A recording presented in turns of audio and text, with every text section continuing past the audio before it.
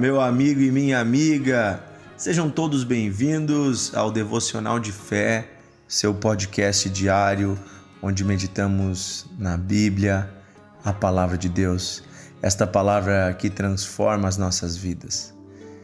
E nesta meditação, iniciando essa semana, eu quero perguntar, você já sentiu como se dentro de você houvesse uma divisão? Você já ficou dividido no sentido de querer algo, mas também não querer, achar que algo é errado, mas ao mesmo tempo desejar esta coisa? Você já sentiu uma guerra dentro de você mesmo, dentro do seu coração? O que acontece é que quando nós nos entregamos a Cristo, a nossa mente se entrega a Cristo, a fé ela é racional, nós decidimos crer e nós decidimos iniciar uma nova vida. Porém, ainda as nossos sentimentos, a nossa carne, as nossas emoções, elas ainda não se converteram a Cristo, inclusive nosso modo de pensar. Então existe uma dissonância. Nós temos em nós uma vida espiritual, nós temos em nós a presença de Deus que tenta nos conduzir para um estilo de vida novo, mas ao mesmo tempo nós temos a velha carne, nós temos os velhos desejos e o velho jeito de pensar. Em Romanos 12:2, o apóstolo Paulo nos diz que é necessário termos uma completa transformação da nossa mente, ou seja, do nosso modo de pensar, para então podermos experimentar a boa, perfeita e agradável vontade de Deus para as nossas vidas. Ou seja, sem transformação não existe condições de vivermos tudo que Deus tem para nós. E as coisas que Deus tem para nós são muito melhores do que aquelas que nós mesmos almejamos. E é sobre esta luta e sobre esta relação entre viver dividido, ou viver na carne, ou viver no espírito, que Tiago nos fala na sua carta também. Estamos meditando na carta de Tiago, irmão de Jesus. Carta de Tiago, capítulo 4, versículo 1 em diante, diz assim: De onde procedem as guerras e brigas que há entre vocês? Olha só, ele começa fazendo uma pergunta que é algo que ele constatava na igreja daquela época. Havia muitas guerras e muitas brigas entre as pessoas. Quem sabe na sua casa tem brigas, quem sabe a sua casa virou um campo de batalha, quem sabe na sua empresa, quem sabe na sua igreja, as pessoas estão brigando. De onde vem tudo isso? E ele pergunta, e ele diz assim: de onde vem senão dos prazeres que estão em conflito dentro de vocês? Olha só, gente, ele diz o seguinte: as guerras, as brigas, os conflitos que nós temos aqui, nos nossos relacionamentos no mundo externo, provém de guerras e conflitos que nós temos dentro de nós, dos prazeres, ou seja, dos desejos maus que nós temos dentro do nosso coração. Então veja que isso é algo interno que acaba abastecendo e gerando problemas externos. Ou seja, aquilo que nós temos dentro de nós vai influenciar o que vai acontecer à nossa volta. Se o nosso coração está dividido ou ainda está abastecido por desejos desse mundo, por cobiças desse mundo, por coisas desta terra, nós com certeza vamos acabar gerando situações de conflito ao nosso redor.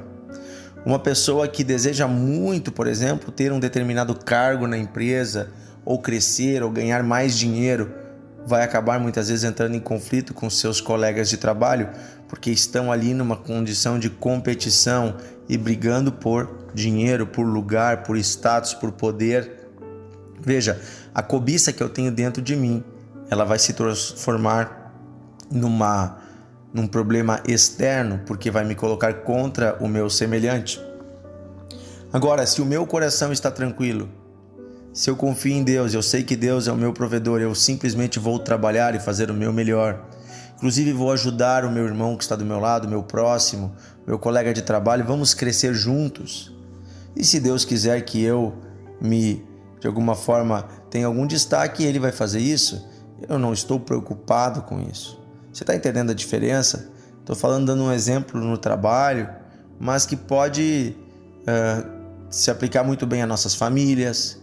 Quando nós temos desejos fora da vontade de Deus, nós acabamos encontrando meios que nos colocam contra o nosso semelhante, que nos coloca contra as pessoas que estão à nossa volta. Então, aqui continua dizendo assim, vocês cobiçam, esse é o versículo 2, vocês cobiçam e nada têm, matam e ficam com inveja, mas nada podem obter, vivem a lutar e fazer guerras, vocês não têm nada, porque não pedem. Olha só, gente, aqui Tiago começa a nos mostrar a raiz dos nossos problemas e dos conflitos. Nós estamos sempre tentando com a nossa carne, com o nosso jeito natural, muitas vezes, resolver as coisas. E lutamos e tentamos e nos esforçamos e muitas vezes isso tudo dá em nada. Acabamos inclusive não tendo nada, ficando sem nada. Ou seja, nos esforçamos e não temos resultado. E aí ele diz por quê? Porque vocês não pedem. Existe um modo de obter as coisas que é através da bênção e do presente de Deus. Se nós pedirmos a Deus, ao invés de ficarmos lutando com os homens, nós vamos obter o favor de Deus. Agora, se nós lutamos com o nosso próximo, se estamos guerreando, se lá na sua casa você está lutando contra a sua esposa, contra o seu marido, contra os seus filhos, contra o seu irmão, Deus não vai abençoar, porque Deus não é Deus de conflito. Pelo contrário, a palavra de Deus diz, ama o teu próximo como a ti mesmo.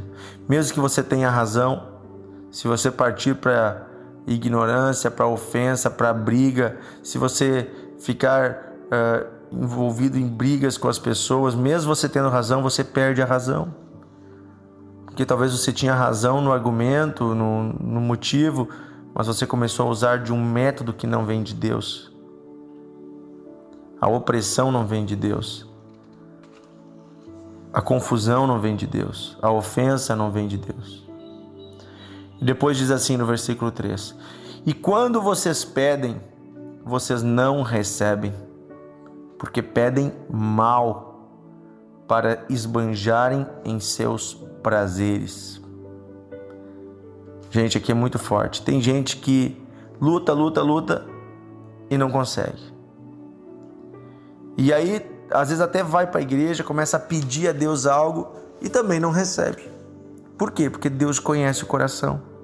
E Ele sabe que talvez te dando isso, ao invés de você servir a Deus, ao invés de você usar isto que você receberia para o bem, você usaria isso para esbanjar em seus prazeres, ou seja, você usaria isso para o pecado, você usaria isso para o mal, você não usaria isso, esse presente de Deus, para a glória de Deus, você não viveria uma vida de santidade. Tem pessoas que querem ficar ricas, mas querem ficar ricas para esbanjarem seus prazeres. Não entendem que a riqueza poderia ser uma arma na mão de Deus para fazer o bem ao próximo. Talvez se tornariam até pessoas arrogantes, pessoas presunçosas, que humilhariam o próximo. Deus conhece o coração de cada um. Por isso que muitas vezes Deus não nos dá o que nós pedimos, mas Ele tem alegria em dar o que nós precisamos. Quando você entender que há uma luta dentro de você, e você lutar intencionalmente contra os seus desejos maus, desejando uma transformação no seu coração, aí o seu coração será o coração conforme o coração de Deus. E a Bíblia diz que tudo que nós pedirmos conforme a vontade de Deus, preste atenção, tudo que você pedir conforme a vontade de Deus, Deus concede. Ah, mas como é que eu posso saber qual é a vontade de Deus? Estando em comunhão com Deus. Aí eu posso pedir conforme a vontade de Deus e Deus me atende. Eu acho muito interessante a história de 3 irmãos que conta na Bíblia, Marta, Maria e Lázaro. Está descrito em João capítulo 11, também temos no livro de Mateus. Eram 3 irmãos solteiros, eles nunca casaram, e eles hospedaram Jesus e os discípulos na sua casa. E diz que eles se tornaram amigos de Jesus. Em João capítulo 11, diz que Jesus amava Marta, Maria e Lázaro. Por quê? Porque eles despendiam de tempo para ouvir Jesus. Eles andavam com Jesus, eles convidavam Jesus para entrar na casa dele. E o que acontece? No dia que um deles morreu, na verdade ficou doente, Lázaro ficou doente, Marta, irmã de Lázaro, envia um bilhete, envia uma mensagem para Jesus. E esse bilhete dizia assim: venha logo, pois aquele que você ama está doente. Marta não faz uma carta longa, não faz uma oração longa, não fica se explicando, ela somente diz: venha, precisamos de você, Jesus, venha, porque aquele que tu ama está doente. Ou seja, ela sabia que Jesus amava Lázaro e que Jesus podia e que era da vontade de Deus curar Lázaro. Por quê? Porque Lázaro tinha um propósito de vida, ele era um discípulo de Jesus. E ele ajudava suas irmãs, ele sustentava a casa trabalhando, então Lázaro precisava da cura. E elas sabiam que Jesus amava Lázaro, porque Lázaro era amigo de Jesus. A Bíblia nos fala de uma vida com Deus que é relacionamento. Lázaro, Marta e Maria tinham um relacionamento com Jesus. E do relacionamento vinha a certeza de Marta de que Jesus amava Lázaro e que Jesus viria. E ela dizia: venha logo. Quando Jesus chega, demora-se alguns dias, Lázaro já está morto há 4 dias. E aí Marta diz: ah, Senhor, se tu tivesse vindo antes, ele não tinha morrido. Mas ela continua dizendo: porém ainda hoje eu sei que o que tu pedires ao Pai, Ele fará. Ou seja, Marta estava dizendo: ainda hoje, apesar de meu irmão ter morrido há 4 dias, o Senhor pode fazer alguma coisa. De onde vem essa fé? Vem de saber que estava dentro da vontade de Deus. Marta, Maria e Lázaro certamente eram pessoas de condições de vida pelo menos razoável, porque eles tinham uma casa que podia abrigar Jesus e os discípulos, certamente era uma casa grande. E diz que Marta servia eles com comida, quer dizer que ela tinha comida para servir essa gente toda, então ela tinha certamente recursos, mas ela não usava a sua casa, a sua comida, para fazer orgias, festas e besteira. Ela usava a sua casa, a sua comida, para receber os homens de Deus. A história de Marta, Maria e Lázaro é muito bonita, porque Lázaro vai ser ressuscitado. E depois, quando Jesus sobe aos céus e acontece a perseguição com a igreja, alguns anos depois, em Jerusalém, a história da igreja nos conta que Marta, Maria e Lázaro foram para a França, foram expulsos de Jerusalém pelos judeus e foram navegando até a França, e lá eles se estabeleceram numa cidade e eles começaram a anunciar Jesus, e a cidade inteira se converteu. Hoje, nesta cidade, na França, existe uma estátua para Marta.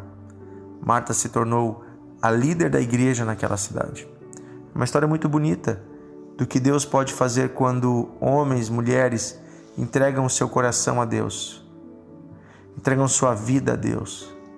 E aí sim nós pedimos de Deus e recebemos, porque pedimos conforme a vontade de Deus. E a vontade de Deus é boa, perfeita e agradável.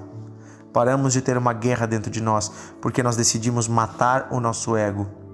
Jesus disse: quem quiser vir após mim, negue-se a si mesmo. Tome a sua cruz e assim me siga. A cruz é um instrumento de morte. Significa: morra para a sua vontade e viva a minha vontade. E aí você vai ser meu seguidor. Palavra pesada? Palavra difícil? Não. Esta é a palavra de vida eterna. Esta é a palavra que conduz você de um sonho pequeno, de uma vida fútil, de uma vida inútil, de uma vida baseada em coisas passageiras como as riquezas desse mundo, para a verdadeira vida, a vida eterna, a vida cheia de sentido, a vida cheia de valores, de princípios, a vida que tem valor é a vida vivida com Deus, dentro do propósito de Deus. Esta vida é eterna, esta vida vai durar para sempre. Céus e terra podem passar, os governos desse mundo passam, o poder desse mundo passa, a autoridade desse mundo, a beleza, a riqueza, tudo passa, mas o que vem de Deus é eterno. Eu estou trazendo para você hoje uma palavra de riqueza eterna. Acolha a palavra de Deus e você terá riqueza eterna. Eu não prometo para você riqueza nesse mundo, mas eu prometo para você riquezas eternas no mundo por vir, se você acolher hoje a palavra de Deus. Aleluia, aleluia. Depositem tesouros no céu. Vamos orar. Pai querido, ajuda-nos a lutar contra nós mesmos. Pai querido, ajuda-nos a vencer esta luta interior que temos, onde a nossa carne, os nossos desejos naturais, eles lutam, eles pelejam contra o Espírito que habita em nós, o Teu Espírito. Não queremos mais, Senhor, ser guiados pela carne, pelos desejos desse mundo, pela maldade, pelas impurezas, pela sensualidade, pela malícia desse mundo, pelos desejos internos que antes nos dominavam. Não, Senhor, queremos ser transformados pelo Teu Espírito, queremos viver uma vida de comunhão contigo, andar contigo, Senhor. Perdoa os nossos pecados e nos dá a paz que vem de Ti. Limpa-nos, Senhor, perdoa-nos, Senhor. É o que pedimos hoje, Pai, em nome de Jesus. Dá-nos uma nova mente e um novo coração. Amém e amém. Aleluia. Que modo maravilhoso de iniciar a semana, meditando na palavra de Deus. Compartilhe o devocional, mande para os seus amigos, para aqueles que você ama, e amanhã estamos juntos.